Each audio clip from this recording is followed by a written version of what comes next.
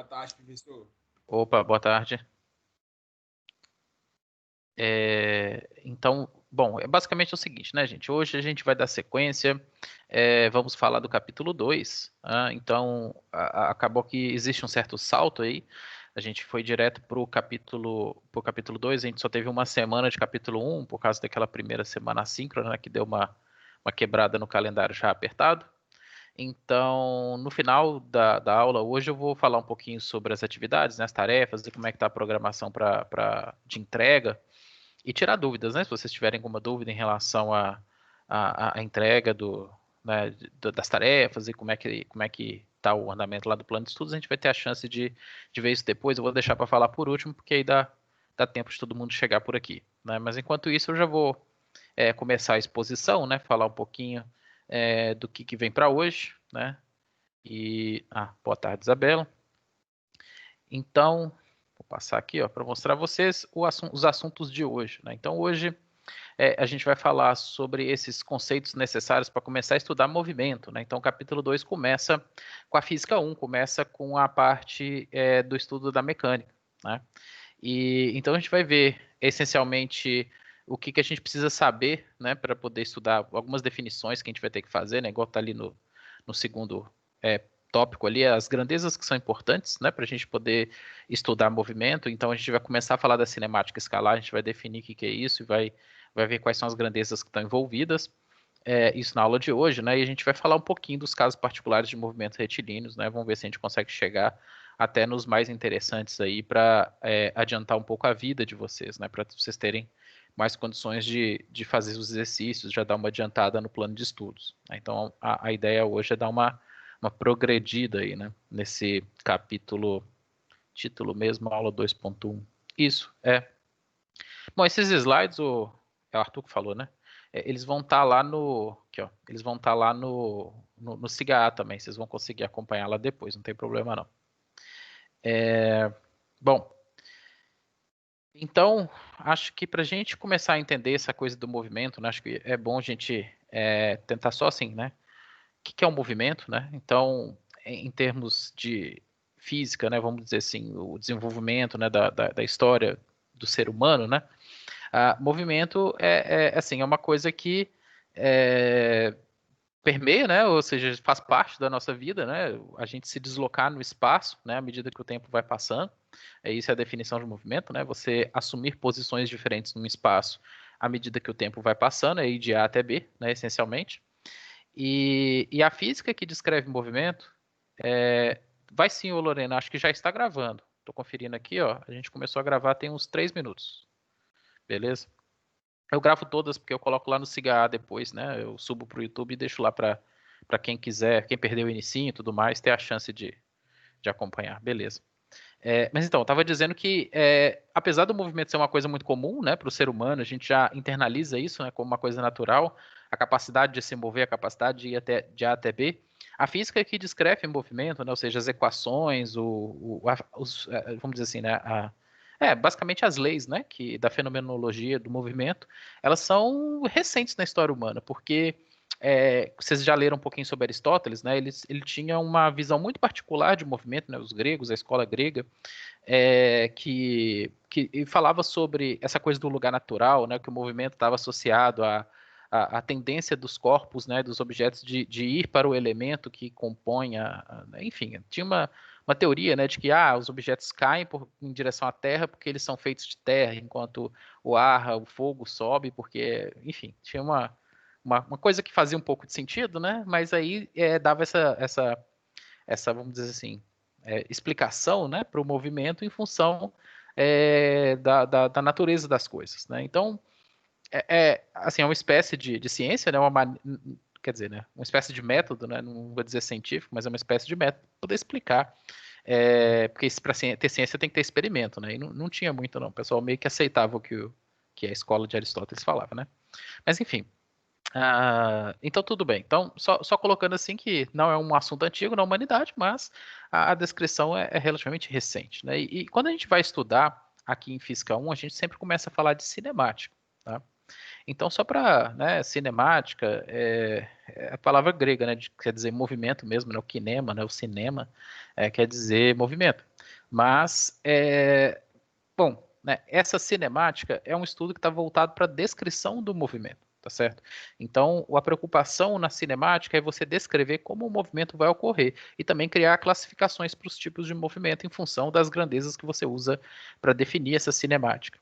E no mais, né, eu falei uma expressão, eu usei cinemática escalar, então no slide seguinte eu vou falar o que é a cinemática escalar, mas é só para dizer, né, que a cinemática está preocupada com, uma vez que o movimento já está ocorrendo, como você é capaz de prever ou descrever esse movimento. Por exemplo, se você joga uma bolinha para cima, né, você vai jogar uma bolinha para o seu cachorro correr atrás, por exemplo, né, essa trajetória parabólica que a bolinha vai fazer, você consegue prever as coisas, por exemplo, dadas as condições iniciais, a velocidade com que se arremessa a bola, você consegue saber quanto tempo a bola fica no ar, você consegue saber qual é a distância que ela atinge.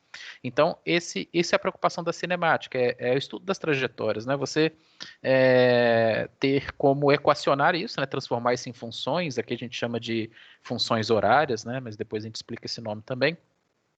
Mas essa é a ideia. A ideia é você estudar o movimento uma vez que ele já está acontecendo, né? E sem se preocupar com o que origina o movimento. Porque o que origina o movimento é o estudo da dinâmica. E a gente vai ver dinâmica na unidade seguinte, quando a gente falar de forças e leis de Newton, tá certo? Então, por enquanto, né, a gente começa entendendo o que são essas equações, essas trajetórias e as grandezas que a gente precisa definir. Então, naturalmente, a gente começa por isso. A gente começa conhecendo, né, apresentando aqui quais são as grandezas que vão ser interessantes, né, importantes para estudar cinemática. Então, vou passar aqui, ó. Bom, então a primeira dessas grandezas, né, é a grandeza posição, né? Então, posição é uma grandeza de unidade de comprimento, né, é medida em metros. Bom, essencialmente a posição é uma coordenada, né? É isso que é a posição. Se você tem uma referência, certo? E uma escala, por exemplo, metros é uma escala, né? De certa forma. A unidade define para mim quanto que vale o 0, 1, o 2, né? Se é metro, se é centímetro, se é jarda, se é quilômetro. A unidade muda o significado do número que precede, né? Então, um metro é uma coisa, uma jarda é outra, né? Mas enfim, tá. Voltando. Beleza. Então, basicamente, uma vez que você define uma origem, né? Então isso é importante para você definir posição. Você precisa de um zero, né? Você precisa de uma origem para o seu sistema de coordenadas. A partir desse zero, as distâncias, né? De certa forma, né? É assim que você mede, né? Posição. As distâncias em relação a essa origem, né?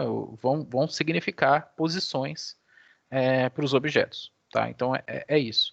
Sendo que não só são distâncias, né? Porque distância é uma coisa e posição é outra, porque tem, por exemplo, a questão das coordenadas. Uma vez que você escolhe o zero, a gente adota aqui muito parecido com a matemática, né? Com o eixo cartesiano, onde números negativos ficam à esquerda do zero e os números positivos ficam à direita.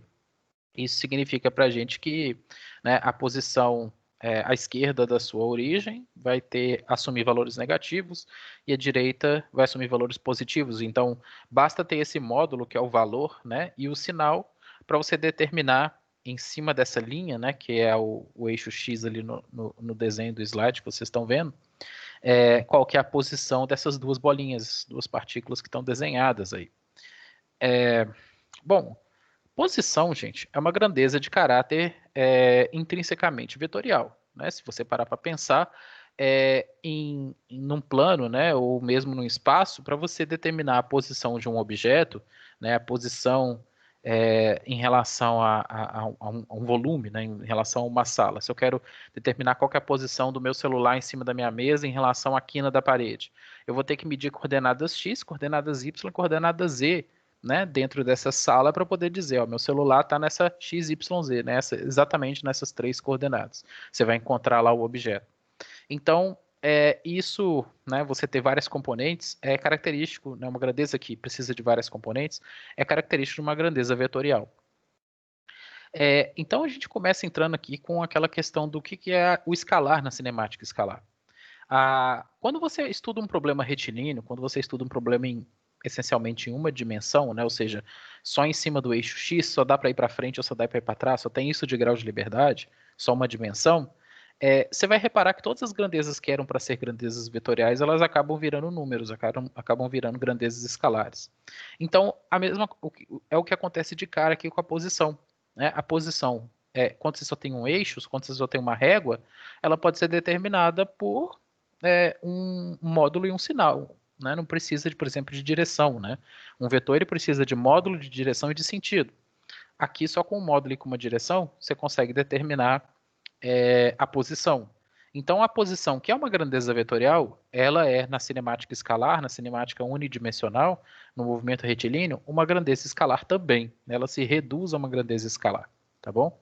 Porque você não precisa da informação direção aqui, porque a direção é a direção x, né? Só tem uma, então você não precisa falar, né? Então, só o módulo e o sinal já determina. Faz sentido aí o que eu falei, gente, com essa coisa do vetor, do virar o escalar, porque, né, você está preso numa direção só. Deu para acreditar aí? Tudo bem? Sim, não, talvez. Bom, na dúvida, vocês podem Sim, me interromper, tá, eu. gente? Podem falar aí também, perguntar. Bom, faz sentido, tá bom.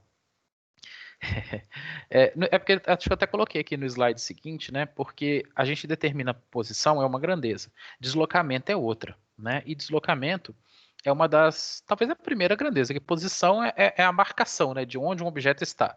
E o deslocamento é a primeira grandeza que de fato está relacionada ao movimento, à variação da posição, né?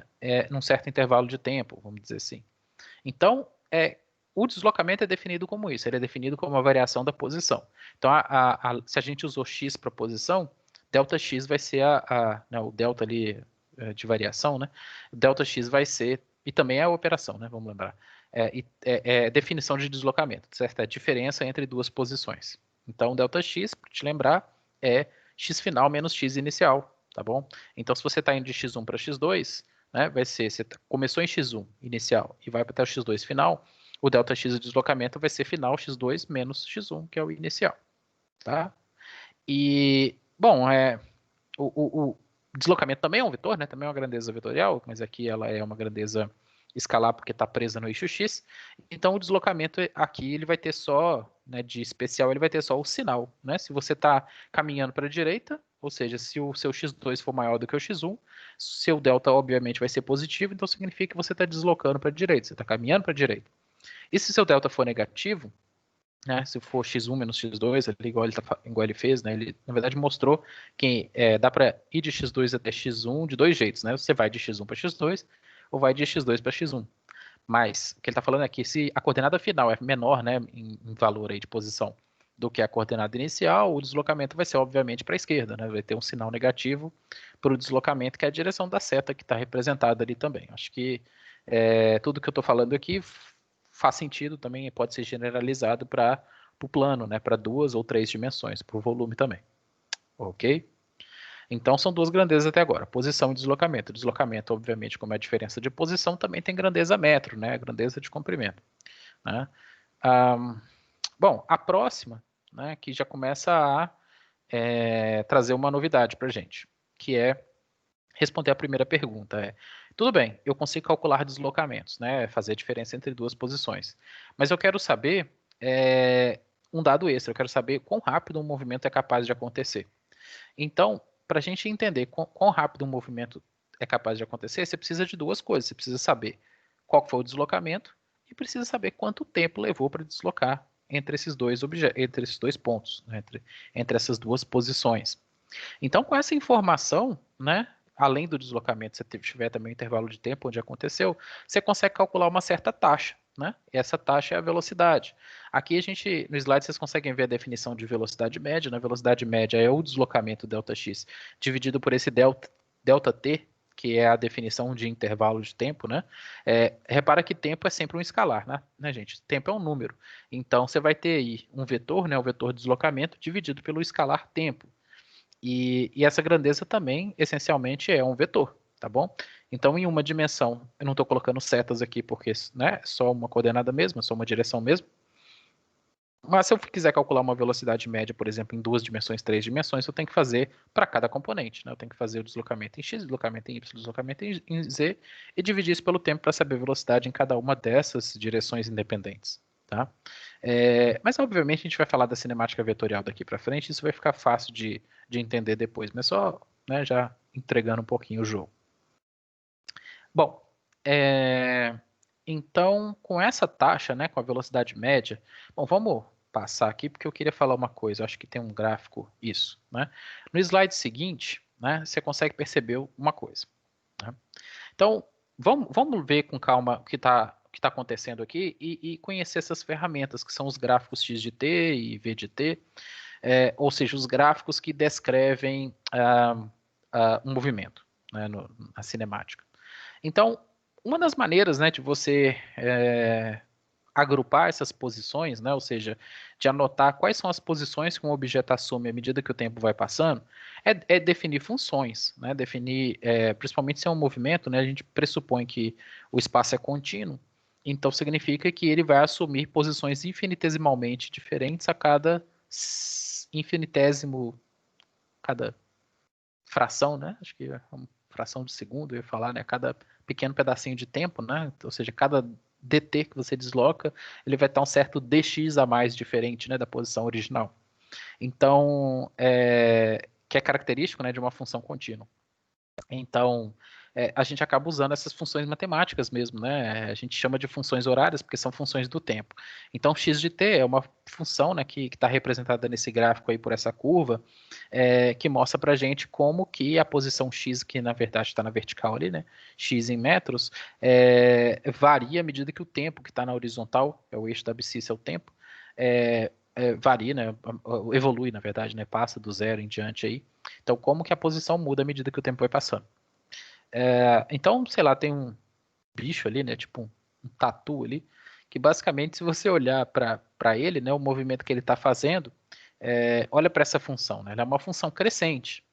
O que significa ser uma função crescente com eixo vertical x? Significa que o bicho está se movendo para a direita, dá para ver?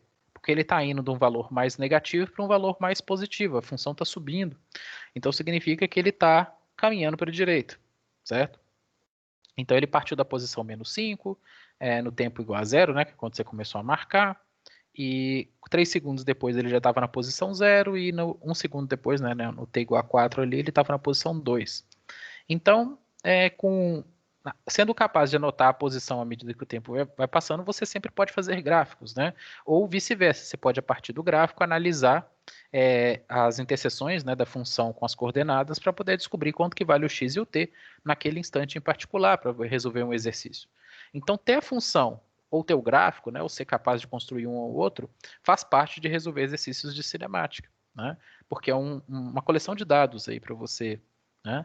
Além do próprio comportamento da função, que é o que a gente vai falar agora. Por que eu estou falando tudo isso? Porque, bom, o quão rápido, o quão devagar um objeto se move, né? Porque a função pode ser crescente entre menos 5 e 2 de vários jeitos diferentes, né? Tem muitos jeitos diferentes que a função pode se comportar, né? Você pode desenhar várias curvinhas diferentes ali que vão entre menos 5 e 2, e nem todas significam o mesmo movimento. Elas significam o mesmo deslocamento, porque você começou em menos 5 e foi até 2 em 4 segundos. Mas elas não necessariamente significam o mesmo movimento, porque se você tiver uma curva mais íngreme, mais inclinada, significa que em um certo instante de tempo, o objeto ele andou mais rápido, né? Ou seja, a inclinação dessa curva reflete essa taxa de variação que a gente definiu no slide anterior, que é a velocidade média. Certo? Se você olhar pela definição, voltar aqui para mostrar, a velocidade é isso, né? É ΔX sobre ΔT. Então, quanto maior for ΔX, ou seja, quanto mais posição, quanto mais deslocamento eu fizer no mesmo intervalo de t, maior a minha velocidade, né? Ou seja, quanto maior o ΔX, maior o meu v no mesmo tempo, né? Significa que se eu cobrir distâncias maiores, isso é óbvio, né? Se eu variar a posição muito, né, em um módulo muito grande, num mesmo intervalo de tempo, minha velocidade vai ser maior, tá certo? Então, é essa que é a ideia aqui. Quanto mais inclinado for esse gráfico, maior vai ser a sua velocidade, né? O de Oi. O deslocamento estaria somente associado com a distância percorrida? Já o movimento, eu estaria falando distância, velocidade. Então, o deslocamento, definição dele, né, é a diferença entre posição final e posição inicial. A distância percorrida tem a ver com o deslocamento, mas elas não são sinônimos não, tá? A gente vai falar disso daqui a pouquinho. Tá no slide seguinte, se eu não me engano. Tá? A distância percorrida e deslocamento são coisas diferentes. Elas às vezes coincidem, mas às vezes não. Faz sentido? Acho que vai ficar, não precisa explicar. Tá, peraí, a gente já chega lá. Tudo bem. Mas bom, é uma boa pergunta. Mas só para terminar essa exposição aqui da velocidade, né? Eu estou falando que a velocidade tem a ver com a inclinação da função. Então eu queria, na verdade, explicar isso um pouquinho melhor, né? Talvez dar um exemplo, que acho que vou fazer um desenho. Nesse aqui, né, na direita, no slide, você consegue perceber que ele pegou essa mesma curva do tatu andando aqui e fez, por exemplo, calculou a velocidade média no desenho ele está entre 1 e 4 segundos, né? Então ele pegou para calcular a velocidade média, como é que ele fez? Ele mediu o comprimento ali, que é o ΔX, né, que é o deslocamento, é essa barra azul, é a vertical que você está vendo ali. O intervalo de tempo é a barra vermelha e dividiu, né, esses dois catetos aí, né? Então você tem um ângulo de 90 graus entre essas x e t, né, obviamente. E a razão entre esses dois catetos aí é a velocidade, né? Bom, em trigonometria a gente tem um outro nome para isso, né? A gente sabe que a razão entre o cateto oposto e o cateto adjacente é a tangente, mas a gente daqui a pouco vai tentar entender que tangente que é essa, né? Mas aqui, por enquanto, quando a gente está falando de velocidade média, essa inclinação, né, é dada por essa reta rosa, não sei, né, que está aí, vermelha. Acho que é um rosa, né? Representa, ela não é exatamente igual à função, né? Porque a função é um pouquinho, né? É uma curva, né? E você está tentando substituir por uma reta, mas você consegue ver que é uma certa medida da inclinação média desse trecho, né? Mas, bom, nem sempre, né? Nem sempre a velocidade média coincide com a velocidade instantânea que você tem em cada ponto da curva, né? Isso que é talvez uma coisa que esse desenho não deixa muito evidente, mas a gente vai tentar fazer um melhor daqui a pouco. Bom, acho que para fazer essa definição, né, para poder entender um pouquinho melhor do que a gente está falando, bom, depois eu falo da distância percorrida, eu vou dar esse exemplo aqui primeiro. Então, deixa eu mostrar para vocês aqui um desenho. Será que... Uai, por que não tá? Será que meu celular tá? Peraí, já. Opa, chegou. Estão vendo aí, gente, o papel?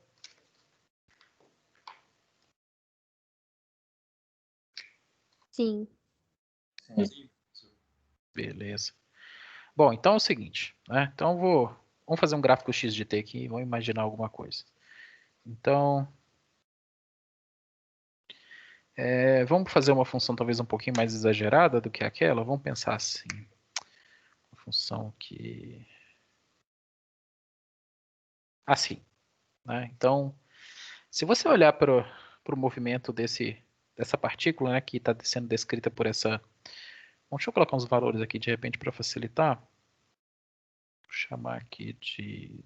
Pode ser 2, 4, 6, por que não? E aqui vamos chamar de 5, 12, sei lá, 15, 24. Então estou inventando aqui, tá? Bom, dá para perceber uma coisa curiosa, né, que acontece que a função ela não tem um comportamento monotônico, né? Ela começa decrescente no intervalo de 0 a 2, né? De 0 a 2 aqui mais ou menos, ela começou no 12 e foi até 5. Na verdade, é um movimento para a esquerda, dá para ver? Porque eu estava na posição x igual a 12 e andei para a esquerda. Então, eu fui para a posição x igual a 5 primeiro. Só que depois eu cheguei no 5 e alguma coisa fez eu mudar de direção, mudar de sentido, melhor dizendo, né? E comecei a crescer, né? Comecei a andar para a direita. Então, eu fui, por exemplo, do 5 até o 24 aqui nesse intervalo de tempo. Bom, então, tá, né? Vamos voltar para o que a gente estava falando. Se eu quiser calcular a velocidade média entre, por exemplo, 0 e 4, né, entre esses dois pontos aqui, deixa eu só ver se ele vai manchar minha folha de trás, eu vou colocar uma outra aqui.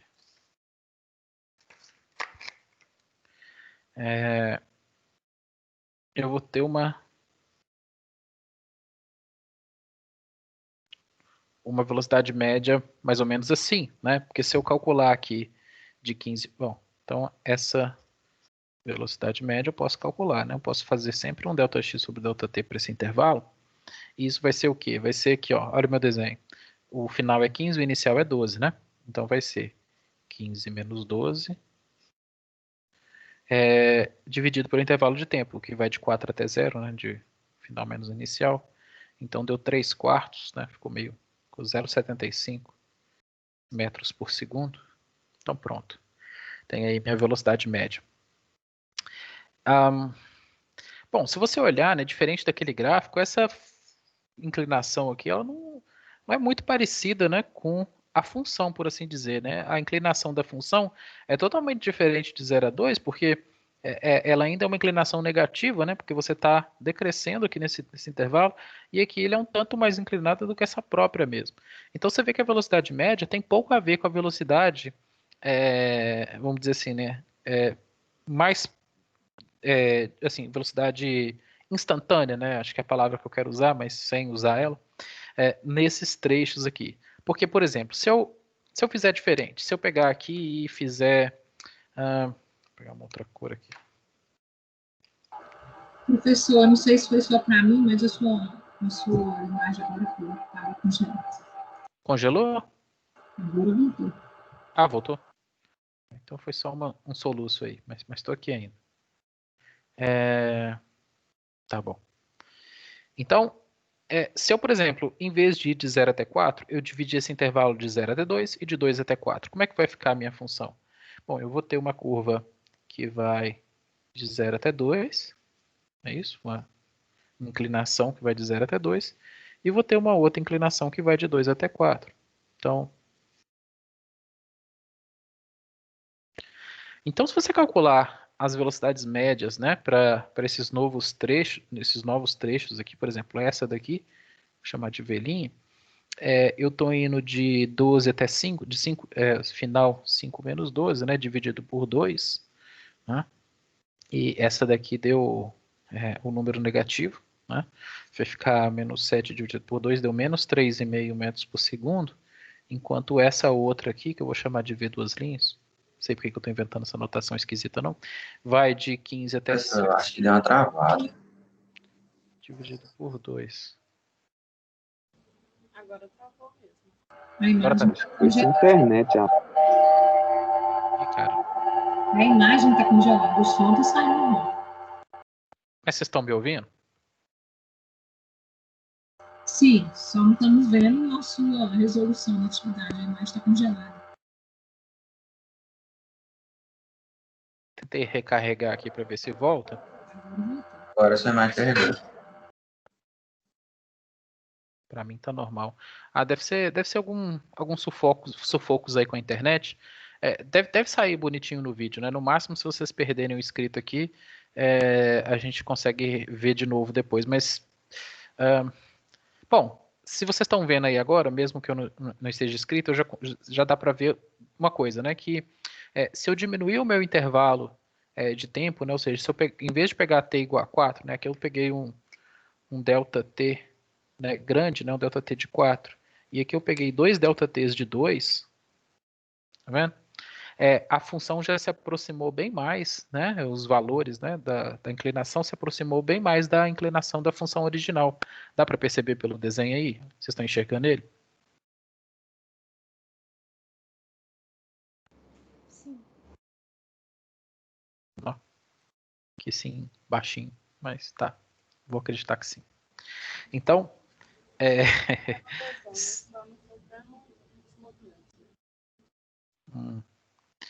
Então, a ideia é você perceber o seguinte, que toda vez que você pegar intervalos de ΔT cada vez mais curtos, você vai ficar com uma inclinação, né, com uma reta de inclinação que corresponde cada vez mais próxima à inclinação da própria função. Então, em cálculo, né, você tem uma operação que ajuda você a trabalhar com esse tipo de situação, que é o limite. Então, a ideia é a seguinte: se você pegar para velocidade, né, velocidade é um certo ΔX sobre ΔT, né? E se você fizer, então, tipo um limite com ΔT tendendo a zero, né? Ou seja, se você pegar um intervalo de tempo cada vez menor, o que vai acontecer? Essa reta, que é a razão entre x e t, vai ficar cada vez mais próximo da inclinação da função naquele ponto. Então, esse limite aqui no cálculo, onde você tem, por exemplo, na horizontal cada vez menor e o ΔX dependendo, né? Porque existe uma relação meio que parecida com a trigonométrica para essas três grandezas, né? Então, esse limite aqui vai dar um resultado bem conhecido para vocês, né? A velocidade acaba sendo, então, a derivada em relação ao tempo da posição, né? Ou seja, se você tem essa função que é a posição, a inclinação, né, a taxa de variação no tempo dessa função vai ser, obviamente, dado pela essa derivada, a derivada simples, né? ddt de x de t, tá bom? Então, essa que é a mágica do negócio, né? Se você pensar a velocidade média cada vez mais próxima, ou seja, com intervalos cada vez menores, você vai se aproximar né, no limite da velocidade instantânea. Então, essa é uma outra grandeza, né, das que a gente quer definir aqui. Deixa eu voltar para o slide, que é bem aqui, né? Então, a gente, né, basicamente partiu dessa velocidade média aqui para poder chegar, vou pular esse daqui, para poder chegar nessa definição, que é a velocidade instantânea. Então, tem duas velocidades diferentes aqui. A velocidade média ela é medida pela diferença, né, do final menos inicial, de um intervalo finito ali conhecido, né, com tempo, intervalo definido, enquanto a velocidade instantânea, que é a velocidade em cada ponto da função, ela é a derivada da função avaliada naquele ponto, tá bom? Então é isso que assim, né, que é a conexão entre a velocidade média e a instantânea. Basta tirar o limite da velocidade média, né, tendendo a zero, para poder achar instantânea. Mas, na prática, são duas grandezas separadas, né? Quando ele pede no enunciado lá, calcule a instantânea, você vai fazer a derivada da função. Quando ele pede calcule a média, você vai fazer final menos inicial, né? E o slide que eu pulei, né, tem a ver com essa definição que foi pergunta que vocês fizeram, né? Que é em relação à distância total, né? Então, existe uma terceira velocidade aqui. A gente já falou da velocidade média, já falou da velocidade instantânea aqui agorinha, e essa é a velocidade escalar média, né? No livro ele usa a letra S, inclusive, para não misturar, né? Porque no inglês é um pouquinho mais fácil. No inglês, eles usam a expressão speed, né? E para velocidade escalar e velocity, né? Para as outras velocidades. Mas em português é tudo velocidade. Speed e velocity em português são sinônimos, né? Então não tem diferença entre as palavras. Enfim, né? Ficou tudo velocidade. Então você tem velocidade média, velocidade instantânea e velocidade escalar, tá? E a velocidade escalar, ou escalar média, né? É a razão entre a distância total e o intervalo de tempo percorrido. Então isso é um pouco diferente de deslocamento dividido por tempo. Distância total dividido por tempo ou velocidade escalar média, tem que levar em consideração vamos dizer assim, né, a soma dos deslocamentos, tá? Então, a distância total ela não é igual ao deslocamento sempre, né? Se você tem uma situação, então vou voltar aqui um slide. Se você tem uma situação, por exemplo, parecida com esse do exemplo do tatu aqui, né? O deslocamento vai ser, de certa forma, igual à distância total percorrida por ele, porque você está indo de menos 5 até 2, o deslocamento foi 7, né? Em 4 segundos, tudo bem, mas aí você tem um deslocamento total de, né, se você fizer a diferença, né, 2 menos 5. Ele vai se deslocar 7, né, de 0 até 4, e essa é a distância total que ele percorreu, supondo que ele parou ali em 4, né, até 4, dá para ver pela função que ele continua, mas tudo bem, mas até 4 que a gente está medindo, ele deslocou 7 metros, então, né, e isso também foi a distância percorrida por ele, 7 metros. Agora, se você olhar para esse exemplo que a gente fez no papel, não é bem assim não, dá para perceber? Porque olha o que está acontecendo aqui, né? você tem um deslocamento de 12 até 5 primeiro, e depois você tem um deslocamento de 5 até 15, ou até 24, sei lá. O que você percebe aqui é que, por exemplo, se você fizer qual que é o deslocamento de 0 até 4, igual a gente fez para calcular essa primeira velocidade aqui, a gente vai chegar num valor de 3, né? Porque vai ficar 15 menos 12, tá vendo? Então, entre 0 e 4, né?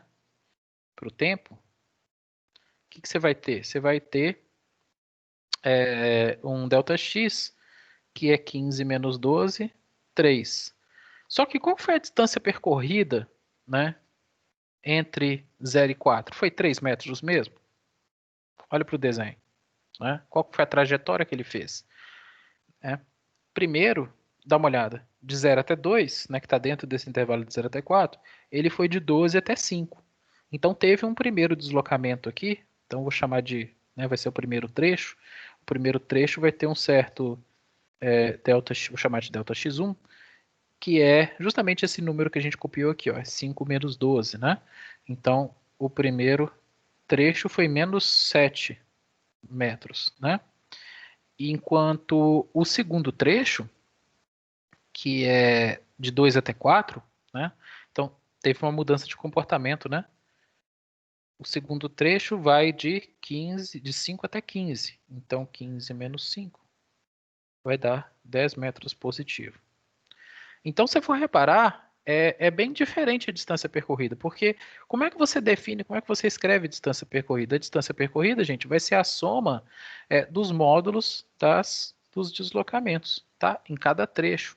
Então, toda vez que a função muda de sinal, toda vez que a função muda de comportamento, você tem um trecho diferente, né? Então, é aí que mora a diferença da distância percorrida. Se a função fosse monotônica, se ela só crescesse, se ela só decrescesse, seria igual, né? A distância percorrida em módulo seria igual ao deslocamento, a soma dos deslocamentos, sem precisar tirar o módulo aqui, só o valor absoluto mesmo. Mas aqui, você vai ter que a distância total vai ser 7 metros, aí independente para que lado você andou, né?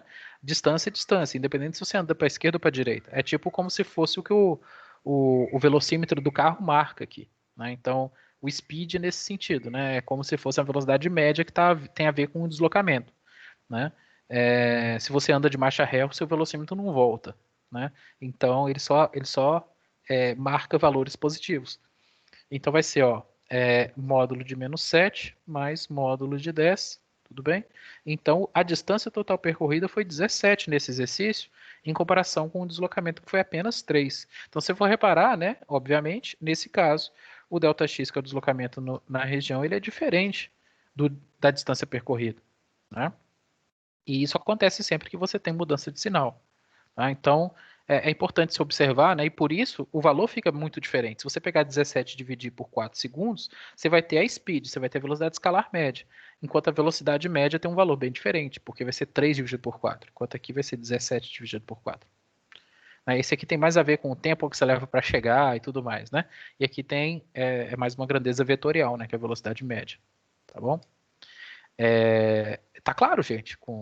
Né? Assim, talvez em nível de cinemática, né, para resolver exercícios, esse D é mais interessante que o ΔX, certamente. Mas você tem que ficar esperto, então, para quando eles não concordam, quando eles não são a mesma coisa. Deu para acompanhar aí a imagem? Deu para enxergar?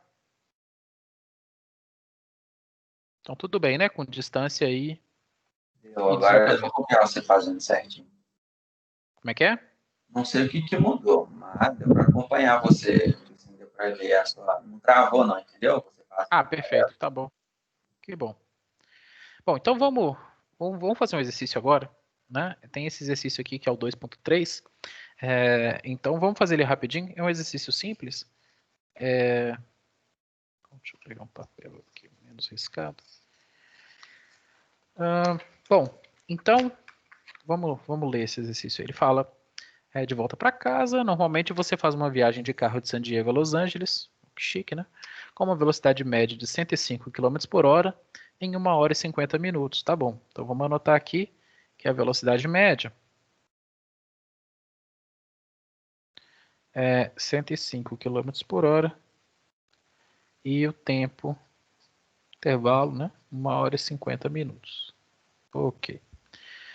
Em uma tarde de sexta-feira, contudo, o trânsito está muito pesado e você percorre a mesma distância, então, mesma distância, com uma velocidade média de apenas 70 km por hora. Né? Então, vou chamar de velhinha, 70 km por hora, e que ele quer saber qual que é o tempo que você leva agora que está engarrafado. Bom, então eu estou mostrando aqui para vocês o enunciado, mas eu estou anotando aqui os valores, eu vou mudar para a tela aqui da mão aqui, né? Bom, então é o seguinte, o que a gente for parar para pensar, né? O que a gente tem nesse exercício aqui? Bom, primeiro que tem uma certa confusão com as variáveis, né? Eu acho que é bom a gente falar das coisas com cuidado, né? Já que tem alguns problemas nesse livro de tradução, então a gente vai abordando isso com o tempo. Mas os valores que eu anotei, né? Eu anotei pelo que ele falou lá, a velocidade média e a velocidade média no segundo caso, né? Que é quando o trânsito está ruim. Então, né, se a gente for seguir aquele passo a passo de solução de problemas, o número 1 aqui significa identificar, né, o que você quer calcular. Você quer calcular qual foi o tempo que levou para poder se deslocar a mesma distância, né, nesse segundo caso, com a velocidade média menor. Então, para você, precisa se preparar, né, para poder, o que você precisa anotar que você lembra para esse exercício. Então, talvez a primeira coisa que é importante você dar um destaque aqui é que quando ele fala de distâncias, né, ele está falando de D, mas ele não usou a expressão velocidade média, escalar média, desculpa, ele usou velocidade média. Então tem uma incoerência aqui, tá? Se você pensar que você está indo de San Diego a Los Angeles, eu não sei, porque eu nunca fiz esse trajeto na minha vida, for uma linha reta e você não vai voltar, não vai, né? Se você faz sempre o mesmo caminho e ele é uma função crescente monotônica ou decrescente, sei lá, depende do seu referencial, aí tudo bem, né? O delta x vai ser igual ao deslocamento, né? Desculpa, o delta x vai ser igual à distância percorrida, né? Que é o deslocamento vai ser igual à distância percorrida. Então, você tem que tomar cuidado quando você usa a expressão velocidade média sem especificar se você está indo e voltando ou qualquer coisa do tipo, né? Então, isso faz diferença nos enunciados. Aqui deveria ser um S, né? Deveria ser um escalar médio, tá bom? Então, só para dizer que né, aqui a gente está falando de distâncias. E uma coisa que é chave no enunciado é que ele falou que as velocidades são diferentes, em dias diferentes, mas a distância percorrida é a mesma. Então, a primeira coisa que você tem que anotar, que você tem que observar nesse enunciado. E a outra é a fórmula, né, que a própria velocidade é distância sobre tempo. Tá? Então, com isso, você consegue resolver o exercício. Acho que já praticamente acabou, porque né, no passo 3 aqui, que é fazer conta, o que você vai ter que fazer? Então, substituir, né? Por exemplo, se a velocidade é distância sobre o tempo, então eu vou pegar esse tempo que está aqui dividindo, né? Isso aqui é uma razão mesmo, é uma fração. Então eu pego o denominador, ele vai passar para lá multiplicando, não é isso? Então o D é igual a S vezes delta T. Então pronto. Então, né, escrevendo essa expressão aqui, ó, né, você vai ter do lado esquerdo S vezes delta T, e do lado direito você vai ter tipo S' vezes delta T'. E você está resolvendo, né, para delta T'. É isso aqui que você quer calcular. Então, bom, seguindo a mesma álgebra aí, vai ficar delta T' é igual a S vezes delta T dividido por S'. Ele vai passar para o outro lado dividindo, né? E o exercício acabou aqui, tá? Então tem alguns cuidados, obviamente, que você tem que tomar para poder fazer a solução desse exercício, né? Bom, primeiro é com as unidades, né? Aqui está tudo em quilômetros por hora, só que o tempo não está em horas. O tempo está numa unidade mista aqui, hora, minuto, né? Então, para eu não errar aqui, talvez é interessante você converter tudo para uma unidade só, deixar isso aqui em horas em vez de hora, minuto, né? Então, quer dizer, você precisa saber, né? Porque 50 minutos é uma fração de hora, você precisa saber quanto que vale essa fração. Então, você faz esse cálculo, 50 minutos, lembra? Da aula passada, né? Você tem aqui, ó, 60 minutos é igual a 1 hora, né? Então pronto, você vai cortar aqui minuto com minuto. Então você ficou com 5/6 de hora, né? Vai dar 50 sobre 60 horas. Isso aqui dá tipo um 0,83, né? Se eu arredondar, hora, tá bom? Então, esse valor aqui de ΔT vai ser escrito, né, isso é aproximadamente 1,83 horas. Ok. Bom, continuando a solução, então, o que eu vou ter aqui? Vou ter a razão entre as velocidades, né? Velocidade no dia sem trânsito é 105, a velocidade no dia engarrafado é 70 km por hora, cortou em cima e embaixo, né? Tem a mesma unidade, então não preciso me preocupar com essa razão aqui, multiplicado pelo tempo original, que é 1,83. Então, basta resolver isso daqui, que eu vou pegar minha calculadora e fazer 105 dividido por 70 deu 1,5 vezes 1,83, que deu 2,75, né, arredondando. Porque isso aqui é uma dízima, né, uma fração é 5/6. Isso aqui, no resultado, ficou 2,75, né, com 3 algarismos significativos, que é igual ao enunciado. O enunciado também tem 3 algarismos significativos, né? Então, 2,75 horas, minha resposta em horas. Se eu quiser responder com a mesma unidade do enunciado, eu preciso fazer uma nova conversão de unidades. Então, a gente faz, né? Você vai ficar com 0,75 horas.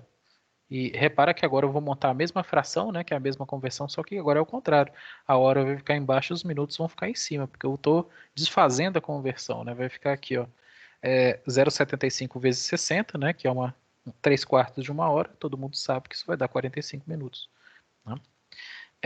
Ou seja, 2 horas e 45 minutos que levou nesse dia aí onde você tem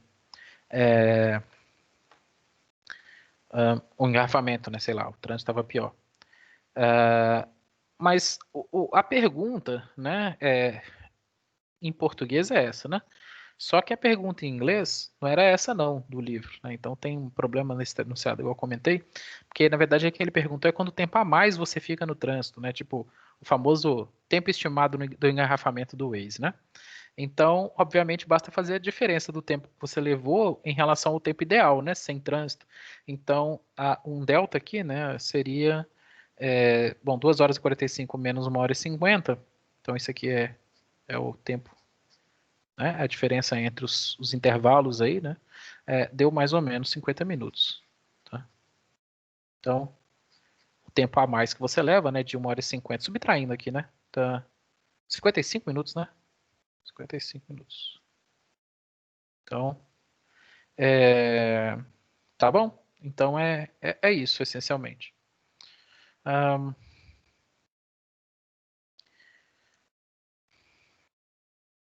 Tá, eu acho que é esse o exercício. Por que eu tô falando? Porque se você olhar atrás do livro e a resposta vai estar 55 minutos, você vai falar assim, ó, o professor me enganou, né? Porque ele falou que deu 2 horas e 45 e tá aqui 55, não tô entendendo nada. Mas é por causa disso, né? Porque tem muitos problemas de tradução nesses primeiros capítulos, por causa desse negócio de escalar e, enfim. Não sei qual que é a ideia desse povo, não. Mas, né? O engraçado é que a edição anterior tá mais bem feita do que essa, né? Mas agora já era. Se vocês tiverem dificuldades, né, conferindo os exercícios ímpares e virem respostas diferentes, eu sugiro que vocês tentem uma vez. Se não deu, aí vocês me perguntam, porque eu posso tentar ajudar, né, a verificar se alguma solução tá esquisita lá no livro, tá? Porque não seria a primeira vez, tá bom? Então é por isso que eu tô falando, porque eu falei desse, mas pontualmente alguns exercícios semestre passado tiveram problemas também, né? Mas mais nos primeiros capítulos. Tudo bem, gente? Tranquilo aí com o exercício? Deu para acompanhar? O Diego, Oi, Camilo. por que nesse caso, mesmo sabendo que eu estou usando as mesmas unidades, né, velocidade média, tempo, eu não poderia ter feito somente uma regra de 3? Somente o quê? Regra de 3. Ah, tá. Tá, né? Eu acho que aqui. Isso aqui é uma regra de 3, né? Né? Tá disfarçada, mas é uma regra de 3. Porque as proporções, né? A fórmula vamos dizer assim, né? É uma taxa, é distância sobre tempo. Então, como é uma razão, né? Então, qualquer coisa que for razão ou proporção serve regra de 3. Só que eu não recomendo, porque isso é um caso particular onde a regra de 3 funciona. Porque às vezes você vai ter fórmulas mais complicadas do que distância sobre tempo para suas posições, né? suas velocidades também. Se você tem uma função v de t que não é dada né, pelo caso onde a velocidade é constante, né, média, né, melhor dizendo. Então, assim, para médias funciona, mas se não for médias, não usa. Então, eu acho que não sei se vale entrar para esse lado, né, pode criar uma confusão. Se você colocar um exercício onde, tipo o próximo, vamos fazer o próximo, você vai ver que lá não cabe regra de 3, porque você vai ter uma função, né, diferente para a velocidade e a proporção não vai ser linear. Né? Então a regra de 3 funciona quando as coisas são lineares. Se você tem uma parábola, se você tem uma outra função para velocidade, aí dá pau. É por isso mesmo. Entendi. Beleza. Bom, então deixa eu correr aqui, que nosso tempo, nossa senhora. Voado. Tá. Então, uma outra grandeza, acho que é a última que a gente vai definir hoje, tá, gente? Que é importante para a cinemática é a aceleração. Né? Então, com a aceleração a gente já consegue meio que fazer tudo já. Né? E o que é a aceleração? Em termos de matemática, né, ela é muito parecida com a velocidade. Ela também é uma taxa de variação no tempo, né, mas é uma taxa de variação da velocidade agora. Então, pensa bem, o deslocamento, ou melhor dizendo, a velocidade é o deslocamento em função do tempo, é a taxa de variação do deslocamento em função do tempo. Enquanto a aceleração é a taxa de deslocamento da própria velocidade. Né? Então, a aceleração é definida como ΔV sobre ΔT, ou seja, a velocidade final menos a velocidade inicial, dividido pelo intervalo de tempo. Né? Então, assim, em termos matemáticos, elas são muito primas, né? Porque você tem que a aceleração também é um vetor, né? Porque vai ser o vetor velocidade dividido por um escalar, que é o ΔT. A aceleração, né? Ou seja, a instantânea pode ser calculada mais ou menos na mesma toada que foi calculada a velocidade instantânea. Você pode fazer essa questão, né? Pegar o limite tendendo a zero, né, do denominador ali, e essa função vai acabar virando uma derivada. Então, a aceleração instantânea é definida como dvdt, a derivada da velocidade da função velocidade, função horária da velocidade, né? Em função do tempo. E, bom, dá para perceber outra coisa também, né? Já que o v por si só já é uma derivada, a derivada de dx dt, então a aceleração é uma derivada segunda em relação ao tempo, né? Porque você está derivando a função x de t duas vezes, né? Você derivou uma vez para virar v e deriva de novo para virar o a. Então a é igual a d2x dt2 também, né? E a unidade de aceleração, já que é metros por segundo dividido por segundo, fica metros por segundo ao quadrado. Faz sentido? Então, essa é a grandeza da aceleração. Né? Então, em horas, né, você vai querer descrever os movimentos pensando, né, como que a velocidade varia à medida que o tempo está passando. A velocidade varia, porque se a velocidade for constante, se for um movimento uniforme, né, então todos aqueles nomes, né, que você via nos livros de física, né, tudo tem a ver com como essas grandezas se comportam aqui. Então, se a aceleração é zero, por exemplo, se a velocidade é constante, você vai ter um estilo de movimento. Agora, se a aceleração é constante, né, e a velocidade cresce linearmente por consequência, você também vai ter um outro estilo de movimento, e por aí vai. Então, como você define velocidade, aceleração, e isso, o reflexo disso para a trajetória, né, que é a função de x, que cria essas classificações de movimentos, né, dos movimentos retilíneos, os tais movimentos retilíneos. Então, bom, deixa eu passar aqui só para ver se bom, aí já tem um exercício, vou fazer ele então. Deixa eu ver se a gente está. Tá em tempo ainda. Dá para a gente correr e fazer esse aqui rapidinho. Então, esse exercício, ele mostra para a gente. Papel aqui. Está falando aí o seguinte: no 2,17, a velocidade de um carro em função do tempo, então ele te deu a função v de t, olha lá. A velocidade de um carro em função do tempo é v de t alfa mais beta vezes T2, né? Aí ele te deu esses parâmetros, então eu já vou anotar aqui logo, vai ficar 3 mais 0,1 vezes T2 para essa função V, tudo bem? E ele quer saber, na letra A, então as perguntas, né? Letra A, ele quer saber qual que é a aceleração média entre 0 e 5, então ele quer saber a aceleração média quando T entre 0 e 5 segundos, intervalo aí 0 e 5.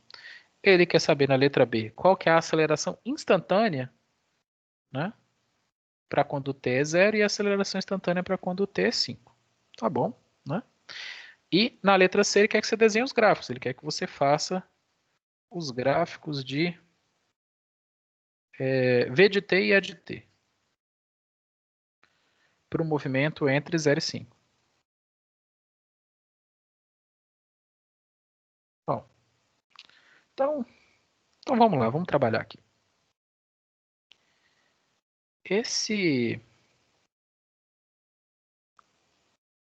Será que se eu apertar F11 aqui fica melhor?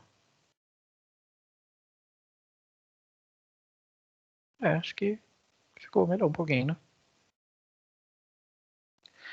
Bom, então, vamos lá. Eu anotei aqui, né, a função horária que ele deu. Ele me deu a função como a velocidade varia com o tempo, né? E ele te deu os parâmetros alfa é 3 e beta é 0,1.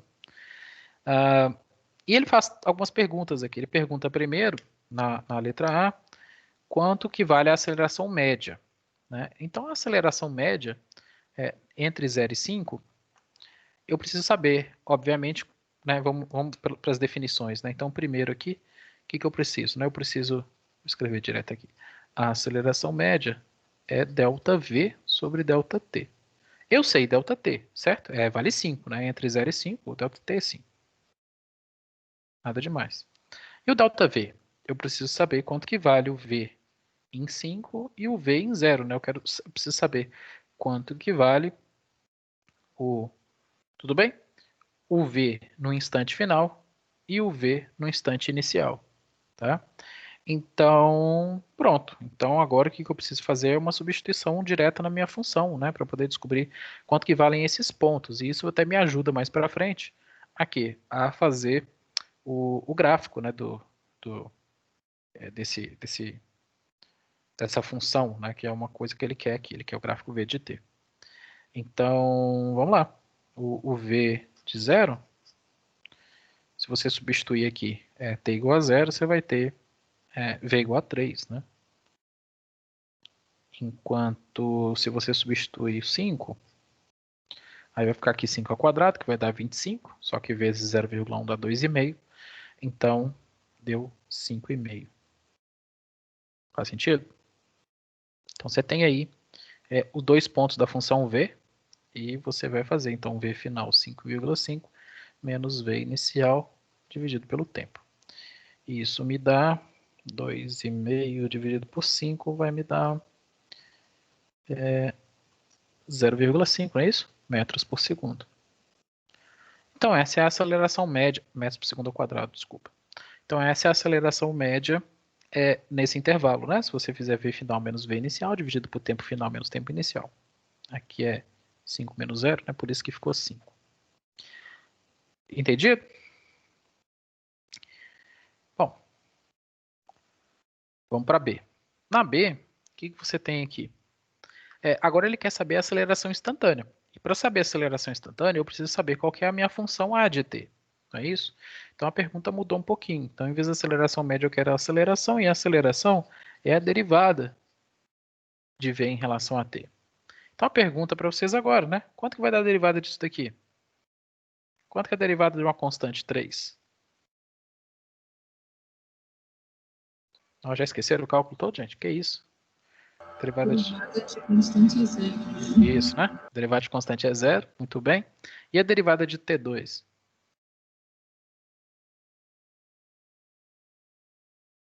Vai ser. Isso. Então, a derivada de t2 dá 2t, né? Então, esse aqui vai ficar o 2 multiplicado por 0,1. Então, aqui ficou 0,2t. Faz sentido? Então, você tem aqui uma função para aceleração. A função horária deu 0,2t, né? Então, A de t é igual a 0,2t. E isso me permite responder a letra B. A letra B, então, vai ficar, né? Quando o tempo é 0, vai dar 0. E quando o tempo é 5, vai dar 2 vezes 5, dá 10, né? Vai dar 1, na verdade, né? Mais 1 metros por segundo ao quadrado. Tá bom? Então, pronto. Você tem aqui um logaritmo significativo, né? Vai ficar igual aqui, né? Sei lá, uma casa decimal. Então aqui ficou 1 metros por segundo ao quadrado, beleza. O que mais? Seria assim.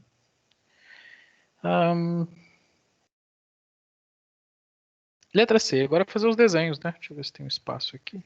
Pode ser nessa folha aqui mesmo. Então, bom. Então vamos escrever as funções que eu quero desenhar, né? Obviamente. Então vou fazer 2 gráficos aqui.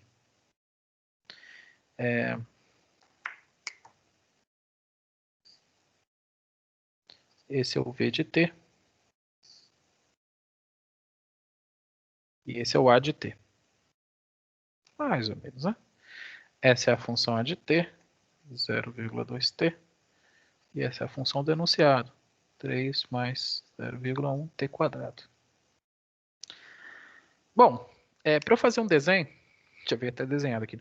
Para eu fazer um desenho, eu preciso de alguns pontos, né, para poder, obviamente, representar bem o meu gráfico.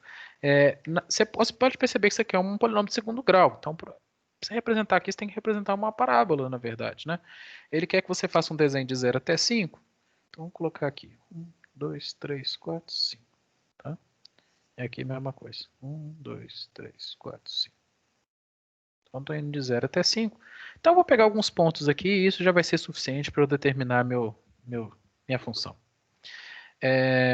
Bom, eu vou copiar os 2 pontos que eu já tenho, que V igual a 0 é 3 e V igual a 5 é 5,5.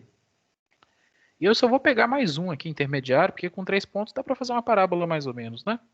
Vou pegar, por exemplo, o V igual a 3, V de um tempo 3, desculpa, e substituir aqui para fazer, né? Isso aqui vai ficar 3, aqui 3 ao quadrado vai dar 9, né? Vezes 0,1, então dá 3,9.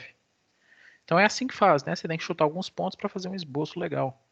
Então aqui vai ser, vou colocar aqui 3 e aqui 6. Então significa que aqui vai estar mais ou menos o 5,5, né? E aqui vai estar mais ou menos o 3,9.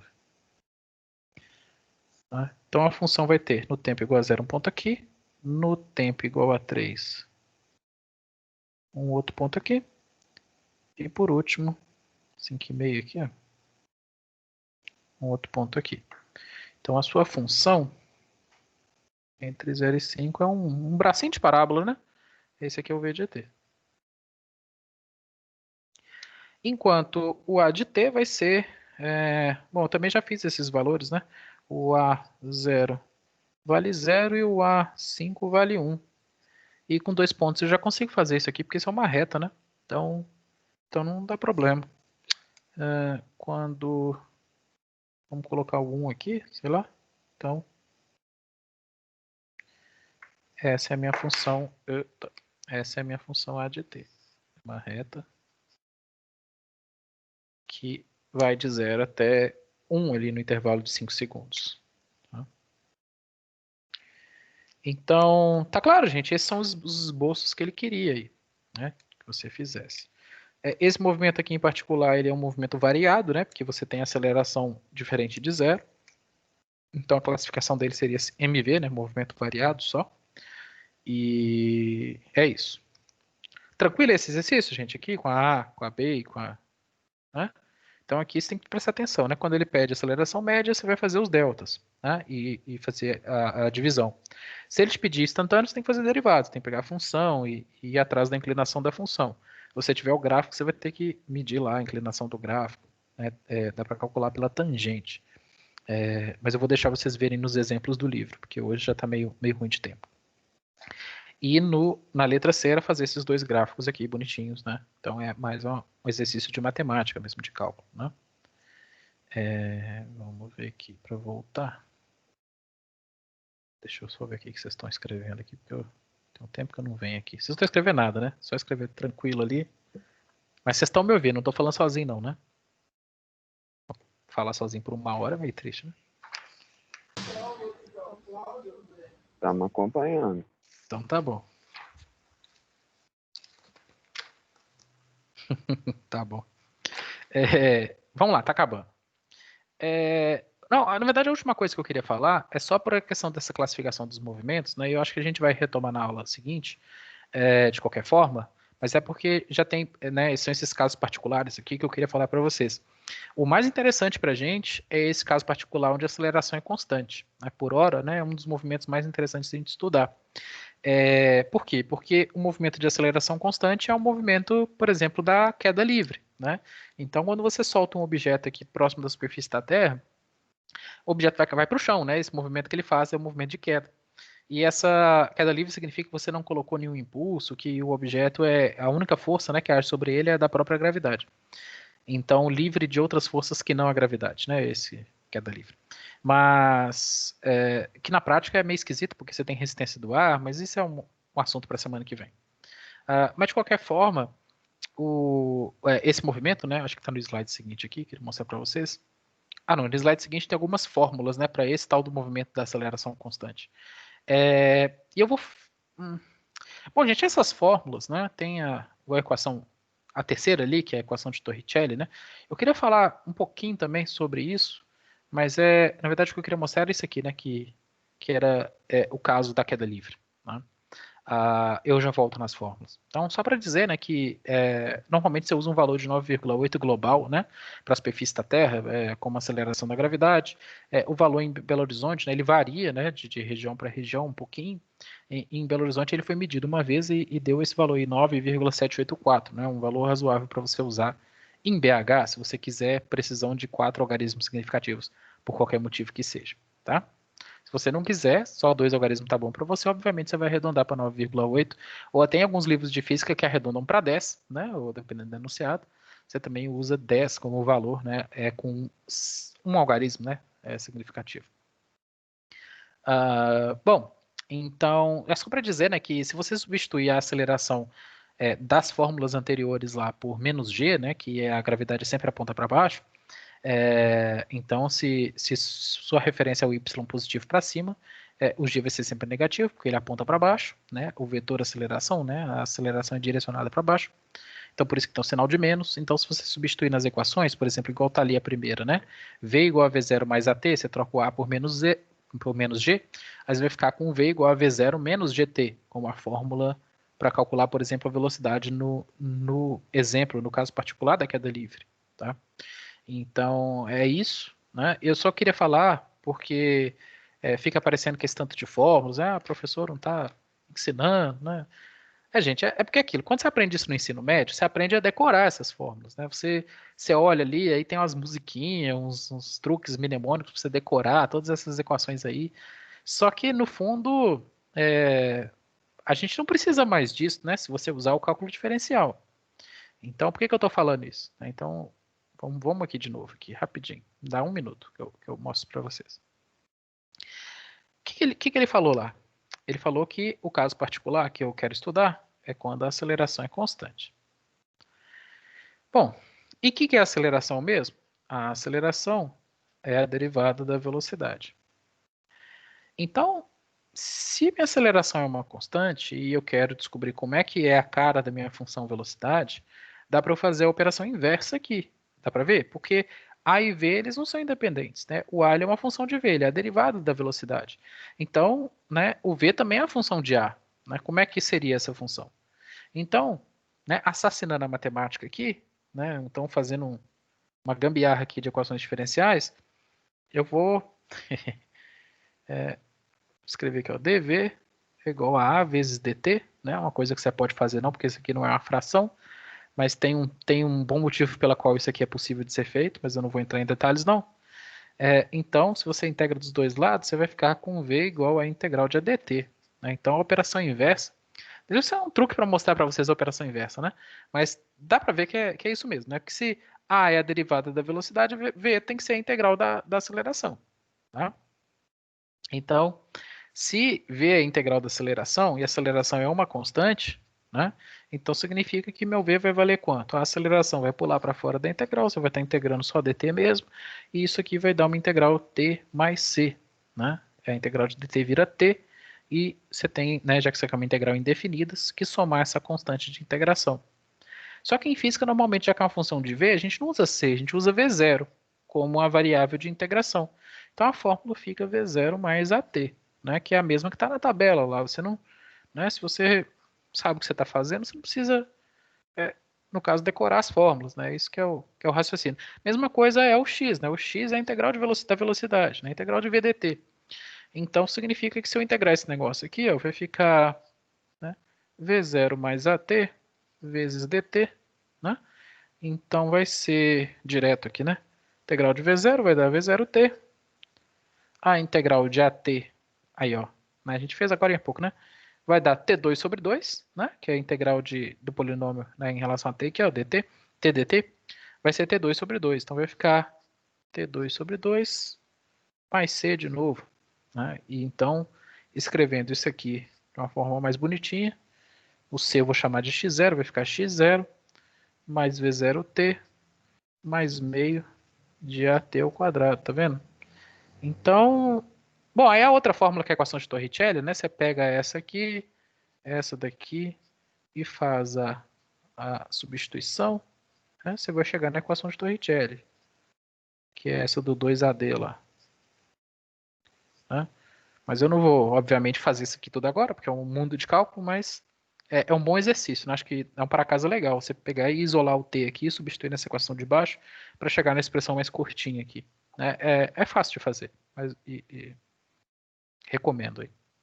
Mas tá bom, gente, então é só para mostrar que, né, essas fórmulas, tais fórmulas, né, isso tudo aqui é o que ele chama de MRUV no livro, né?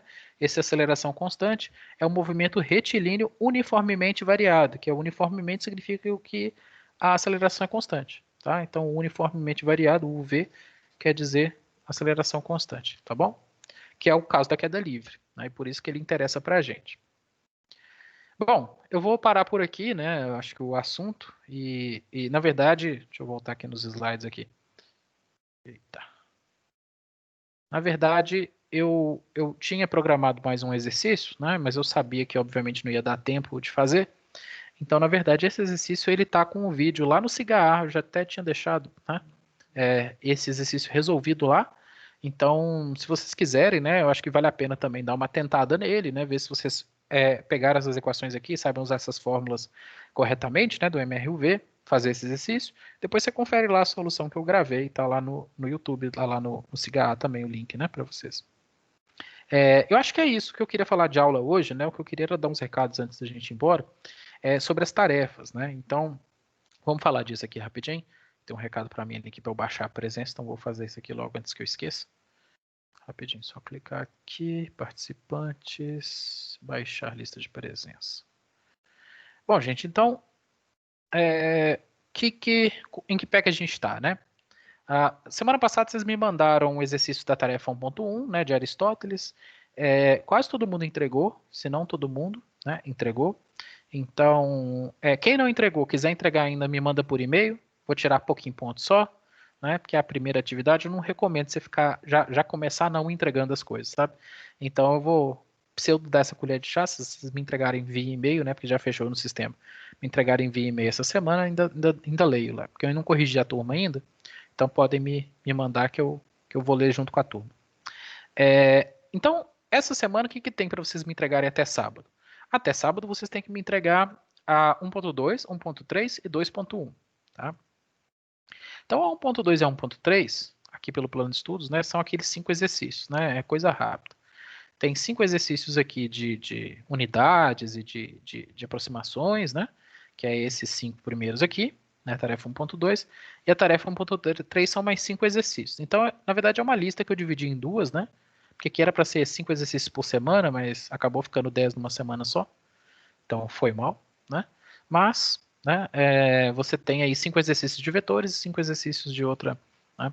Se vocês, tem alguns me perguntaram, né, pediram tirar dúvida de alguns exercícios, então vou até falar do 91 aqui, que é uma dúvida que é comum, né, alguns me perguntam, então só para responder para todo mundo, é que nesse 91 ele te dá uma constelação aqui e mostra para você as diversas distâncias em anos-luz em relação à nossa estrela, né, a nossa posição, que é o Sol. Só que aqui o enunciado ele fala de Terra, fala de Sol, e pode ficar parecendo confuso, fica parecendo que não está falando da mesma posição. Mas só para dizer para vocês, gente, que quando ele... 2.1 tá por... então, já chego lá, Luca, calma aí. Quando como é que fala? Ele fala Sol, quando ele fala Terra, ele meio que está falando da mesma origem, tá certo? Porque é uma aproximação, né? Obviamente a gente não está em cima do Sol, a gente está na Terra, mas a Terra é muito próxima do Sol. A Terra está a 8 minutos do Sol, 8 minutos luz do Sol, tá? E essas estrelas todas aí estão a anos-luz de distância, né? 138, 64, 80. Então, tipo assim, a distância, né, comparativamente falando, né, do Sol da Terra não é nada, né, da distância do Sol ou da Terra para essa Alcaide, ou para essa Mizar, ou para essas outras estrelas aí. Então, na prática, né, você pode considerar o Sol e a Terra como um mesmo local, porque 8 minutos comparado a anos-luz aí dá na sexta casa, sétima casa decimal de diferença. Então, obviamente, não faz, tá? Então, né, quando você for desenhar o vetor, você pode considerar o sistema Sol-Terra como a origem, tá bom? E aí você traça um vetor para uma posição de uma estrela, um vetor para a posição da outra. Aí, se você quiser saber a distância entre as duas, igual ele pede, acho que na letra B aqui, né, você vai, obviamente, fazer o vetor de deslocamento, né, entre essas duas, né, a diferença, né, entre a posição de uma menos a posição da outra, por exemplo. Aí tem mais de um jeito de fazer, vocês podem usar somas geométricas, podem usar, escrever as componentes com o ângulo que ele deu, né, e fazer a conta, também dá certo, tá bom? Então, como ele pede o ângulo depois, né, tem essa parte que é com cálculos vetoriais, que a gente não entrou em muitos detalhes, não, mas se agarrar, né, ainda assim, a gente vai fazer exercícios disso certamente ao longo, né, então esses aí que ficaram mais por conta de vocês mesmo. Alguns já até entregaram, tá certo e tudo, eu já dei uma olhada por cima lá. Mas tá bom? Então, a princípio é 1.2, 1.3 e o 2.1, que é para essa semana. Por que o 2.1 é para essa semana, mas está no sistema por dia 30? Porque teve algumas pessoas que me falaram, pô, professor, tá difícil aqui, eu já tô agarrado, eu tive Covid, voltei agora, tô muito cheio de coisa para fazer, e, bom, né, já começar um semestre desse jeito, né? Aí eu falei assim, não, tudo bem, como já são 3 tarefas e a 2.1 meio que tá começando, eu não vou tirar ponto quem me entregar até o dia 30, não. Então eu deixei o sistema aberto para, se por acaso, né, você não der conta de fazer as 3 até sábado, você pode deixar 2.1 para depois. Essas duas primeiras a gente precisa fechar, entre aspas, né, porque tem até 1.4, que a gente vai falar dela agora, mas fechar a unidade 1 logo, né? Então a 2.1 a princípio eu coloquei que era para fazer até sábado porque faz parte da sequência aqui da unidade 2, porque se você olhar, a gente tem aqui, né, para a semana 3, isso é só uma verificação de leitura, são 2, 3 questões, é coisa rápida. Se você leu, então é mais para eu saber que você leu e entendeu, né? Mas se por acaso estiver difícil aí para você acompanhar a unidade 2 por enquanto, então eu vou deixar vocês fazerem aí, né, para depois de sábado. Pode ser, sei lá, num domingo, né, mas desejavelmente que na semana que vem, para não embolar com as que já estão aqui, que você já tenha entregue essa 2.1. Então eu só estiquei o prazo um pouquinho, mas não vou alterar aqui as datas, não, tá certo? É só para dar essa colher de chá aí para algumas pessoas que me pediram, tá? Então, é por isso, viu, Luca? Que a data tá de 30 lá. É porque eu não vou tirar ponto nesse caso, né, né, de algumas pessoas que agarrarem para estudar a unidade 2 agora. Perfeito. O que mais? 1.4. Então, eu queria falar rapidinho, né, como é que é a unidade, essa tarefa 1.4, desculpa. Alguns de vocês já estão desenvolvendo ela lá. Deixa eu ir no Cigar aqui. Cigar. E aí a gente... vamos lá. Quanto carrega ali? Deixa eu mostrar aqui, ó. Gente, a tarefa 1.4 ela é uma tarefa coletiva. Eu dei mais prazo para ela e é normal que ela tenha mais prazo, porque você tem que fazer ela em 2 partes. Então você tem que essencialmente fazer 2 coisas. A primeira é uma postagem no fórum da turma, né? Escolhendo a unidade que você vai trabalhar. E a segunda parte é preenchendo o diagrama da turma, né, com a unidade que você escolheu. Então eu vou mostrar isso aqui, como é que é feito, né? Primeiro, onde que está o fórum da turma, o que eu tenho que fazer? Então você vai entrar no Cigar, você vai entrar na sua turminha aqui, essa é a turma 1, né? De Física 1. E reiniciado sexta-feira. O pessoal adora reiniciar o Cigar na hora da aula, né? Então tá bom. E você vai vir aqui, ó, no fórum de discussão da unidade 1. Então aqui nesse fórum de discussão da unidade 1, vamos ver o que tem aqui. Algumas já, tá vendo? Então, esse pessoal aqui, né? Os colegas de vocês aí da turma, né? Alguns de vocês estão me ouvindo aí, já escolheram essas unidades daqui. Então, você não pode escolher mais essa, você vai ter que escolher uma diferente dessa. Então, beleza? Essas aqui são as primeiras unidades que os colegas escolheram. Eu não sei se eles já preencheram aqui, não. Mas a ideia é você fazer uma seleção. Então, o Rafael escreveu aqui, força, né? Então, vou abrir aqui. Aí a ideia ele já até escreveu alguma coisinha aqui. Então, perfeito. Ó. Tá aqui, força, colocou a unidade no sistema internacional. Então, o que você vai fazer? Você vai fazer uma caracterização dessa unidade. Né? É importante que você escolheu, né? Desculpa, a grandeza. Você vai caracterizar a grandeza. O que é força, né? Então, o Newton se equivale à força existência de um corpo de 1 quilograma, que gera a aceleração de 1 metro por segundo, dessa forma. Né? Então, aqui ele colocou bem simples, né? O que é a força. Ele usou KGF, que é uma unidade fora do sistema internacional também, para complementar a informação. Tá bem sucinto, mas é só isso mesmo que precisa. Não precisa elaborar, ficar copiando a Wikipédia inteiro, não é essa a ideia. A ideia é que você, pelo menos, saiba qual é a grandeza que você escolheu, tá certo? E que tenha registrado aqui, né, para todo mundo, né, que ficou com dúvida, porque na segunda parte do trabalho, né, quem for organizar lá, ajudar a organizar, tem que manjar um pouquinho. Tá bom, então tem várias unidades aqui. Assim, né? Coisas que você pode falar. Você pode usar, por exemplo. Deixa eu ver se todas que estão aqui estão beleza. Então beleza. Todas essas aqui podem ser escolhidas. Porque não dá para escolher, uma das 7 básicas, né? Mas aqui tudo bem. Então você pode, por exemplo, dar exemplos, você pode citar aplicações daquela unidade, em qual área da física, qual área da engenharia é comum que você faça essa medição de indução magnética, que você, onde que, né, quem usa tensão elétrica, né, quem tem a ver com as tomadas, você pode inventar algum texto também. A ideia é que você mostre um pouco da utilização e a definição da unidade. Tá? Bom, tá, então a primeira parte é essa, tudo bem? Você vai vir aqui fazer sua postagem no fórum. Oi. Para poder fazer essa postagem é só cadastrar o tópico, aí eu coloco como assunto, eu coloco esse aí, tipo assim... Coloca o nome da grandeza e a unidade SI na frente. E na mensagem eu tenho que escrever alguma coisa? Tem, mas assim, o que eu ia falar? Vocês têm até o dia 30 para fazer. Então, você pode, por exemplo, escolher sua unidade agora, escrever a mensagem assim, reservado, e até o dia 30 você preenche, você muda o texto depois. Você pode editar ou postar embaixo, né? Para mim, tanto faz. Porque, entendeu? Se você quiser só reservar a unidade e depois pesquisar, tudo bem também. Né? Porque às vezes você está fazendo a pesquisa, aí um colega corre lá e posta na sua frente. Aí não dá certo, né? Então é bom que vocês combinem no Zap também, para ninguém pegar a unidade.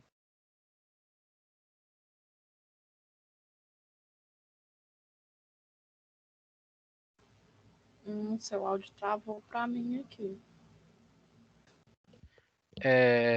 Tá, então eu caí, vocês não estão me ouvindo, não? Agora voltou.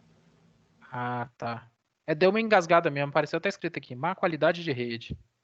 Te falar, viu? Tá, então deixa eu retomar o que eu tava falando. Tava falando que você vai fazer a postagem no fórum e você tem até o dia 30 para poder complementar o texto, tá? Então você pode reservar a unidade, escrever lá, eu escolhi pressão, e escreve lá, reservado. Então o colega que vai procurar uma unidade para fazer também, ele já vai saber que você vai fazer aquela e não precisa correr o risco de pesquisar a mesma, entende? Então essa é a ideia. Me ouviram? Beleza.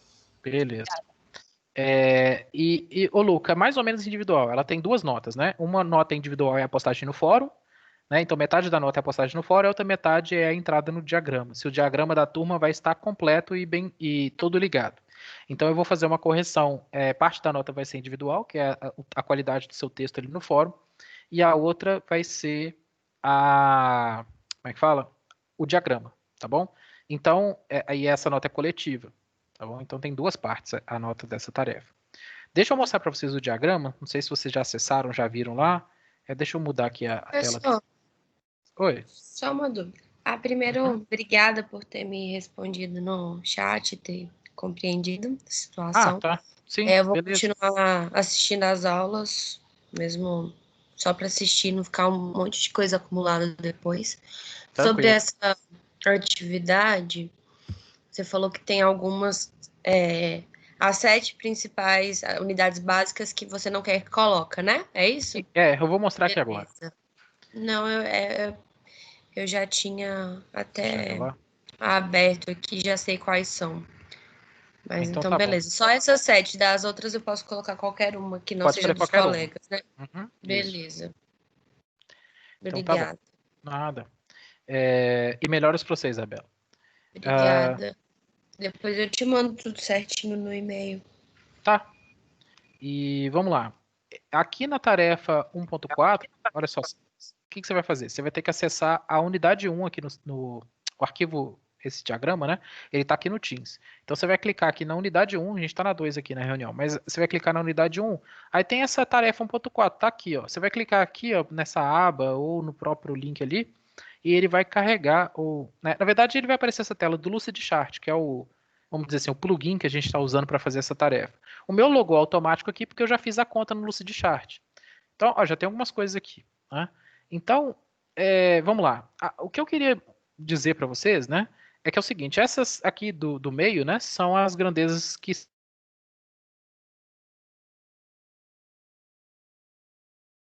aqui para conectar as suas escolhas, igual o pessoal que já andou preenchendo aqui fez. Né? Então, olha, posição e volume não é muito parente não, tá? Eu acho que você vai ter que peraí, aí eu avacalhando o negócio. Peraí. Eu acho que você vai ter que fazer isso aqui, ó. Tá? Porque posição ela é parente do deslocamento, da velocidade, né? Porque não tem o deslocamento aqui. Mas ela não é parente do volume, não. O volume é derivado direto do comprimento. Tá? Porque, por exemplo, posição pode ser negativo ou positivo, e volume não. O volume é só positivo, né? Ele é derivado do comprimento. É um pouquinho diferente. Fluxo. Ó, cuidado com essa seta. Tá vendo as coisas que eu tô falando que eu vou corrigir depois? Tá vendo que a seta tá esquisita? Era para sair do comprimento e chegar no fluxo. Só que tá errado, ó. Tá saindo do. Tá ao contrário, né? Então essa seta aqui tinha que estar invertida. Então você vai ter que fazer o quê? Né? Quem for corrigir depois, verificar cada um. Cada entrada desse mapa vai ficando um pouquinho mais complicado, né? Então vocês vão ter que, obviamente, vir aqui e fazer pequenas correções depois. Porque toda vez que você for fazer uma entrada, você vai ter que olhar o que o colega já colocou, né? E se tem um parentesco evidente aqui que dá para puxar, né? Igual carga elétrica, diferença potencial, faz sentido. Capacitância, tem um negócio esquisito aqui, mas tudo bem. Por exemplo, a corrente elétrica e a diferença de potencial. Você usa um EV igual a RI e o outro você usa que I é igual a V sobre R. Então, pode usar mesmo assim? Por exemplo, posso usar a corrente, tensão e resistência? Pode. Todas elas são grandezas diferentes, né? Então a corrente é a básica, né? Que o SI ele mede a partir da corrente, então carga elétrica é derivada direto da corrente elétrica, isso faz sentido. Agora, aqui colocaram a diferença de potencial elétrico como vindo direto da carga elétrica e da. Bom, eu não sei se, né, aqui seria direto da carga elétrica. Então você tem que parar e pensar aqui, né? Porque a diferença de potencial elétrico, ela vem, na verdade, de campo elétrico. E campo elétrico vem de onde? Campo elétrico tem a ver com força, né? De certa forma, e tem a ver com carga. Então, tudo bem. Uma das setas está correta, mas falta mais coisa, né? Para conectar aqui. Então, entendeu? É aí que você tem que tomar o cuidado. Porque, por exemplo, o volt é o quê? Né? É newtons por coulomb. Então coulomb está aqui, mas cadê o newton? Entendeu? Então tá. Mas ninguém pôs força ainda. Mas, né? Então você vai ter que puxar aqui da massa e da aceleração, né? Da massa, do tempo e do comprimento e jogar para cá. Porque quando alguém chegar com aceleração, ela vai pegar o comprimento e o tempo e vai puxar. Né? Então, ou seja, é mais ou menos por aí. Mas a dica que eu queria dar para vocês fazerem esse mapa, né, colaborativamente, é que quando você acessar ele pelo Teams, você usa igual o Guilherme apareceu aqui, ó. É quando você for fazer o cadastro aqui no Lucidchart, você usar o mesmo e-mail do Teams, o mesmo e-mail do Cefet, o mesmo e-mail que você usa para poder logar, porque aí ele vai te dar as mesmas permissões de acesso de quem está cadastrado nessa turma, sabe? Porque se você tem a opção de criar um e-mail diferente, colocar um e-mail diferente, mas aí pode ser que você fique com dificuldade para editar, que ele não deixe você criar os objetos, entendeu? Então, algumas pessoas, semestre passado, tiveram dificuldade com essa atividade, e boa parte da dificuldade veio daí, de que faltou fazer o cadastro com a mesma conta que tem acesso ao Teams, tá? Então, data limite para edição também é ao final do mês, seu Camila. Então, esse daí, vocês têm até o sábado, sem ser esse, o outro, né? Para poder formatar ele bonitinho. Então, na semana que vem, a gente ainda volta, né? A gente, na semana que vem, deve ter aula na terça. E aí, a gente pode dar uma passada aqui, olhar, né, como é que vocês já estão fazendo. Eu posso mostrar para vocês o modelo formatado do semestre passado, porque na turma do semestre passado eles combinaram uma pessoa de ter esse trabalho, né? Então, não sei se vocês querem tirar na palitinha aí, quem são os colegas da turma que vão formatar, deixar bonito depois, organizar, conferir as setas, né? Mas em outra turma eles dividiram essa tarefa, né? Cada um olhou a que saía de uma grandeza e conferiu se estava ok. Então é só porque é um trabalho, né? E vai ficando mais intricado à medida que o pessoal for adicionando. Tá? Então você tem que tomar cuidado, né? Quando você for fazer a sua adição, de não deixar difícil para os outros depois, né? Conferir o seu trabalho e tudo mais. Então vocês, né? Uma certa tarefa coletiva aí, vocês têm que fazer uma equipe, né? Para não ficar pesado, mas é mais ou menos por aí. Você levantou a mão, Isabel? Foi desde aquela hora.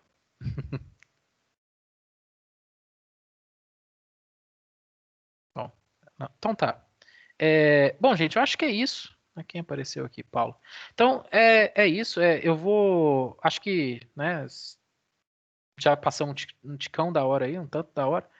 Então, eu vou encerrar a aula agora, né? Mas aí na terça-feira que vem a gente volta. Se vocês tiverem dificuldade, tiverem dúvida, alguma coisa, vocês podem me perguntar também, tá? Então, 1.2 e 1.3 para sábado agora, né? A 2.1 também, mas né, deixei um prazo um tiquinho elástico aí para quebrar o galho, né? Mas semana que vem tem mais tarefas, então cuidado, né? Não deixa acumular, não. À medida que você tiver a chance, vai fazendo tudo, tá? Então, terça-feira que vem a gente volta, né? Ah, tá bom. Então, gente, boa tarde para vocês, fiquem bem, né? E boa aula aí para vocês também mais tarde. E a gente volta semana que vem. Ok, tchauzinho, boa tarde. Valeu, tchau. Ok, tchau, tchau. Obrigada.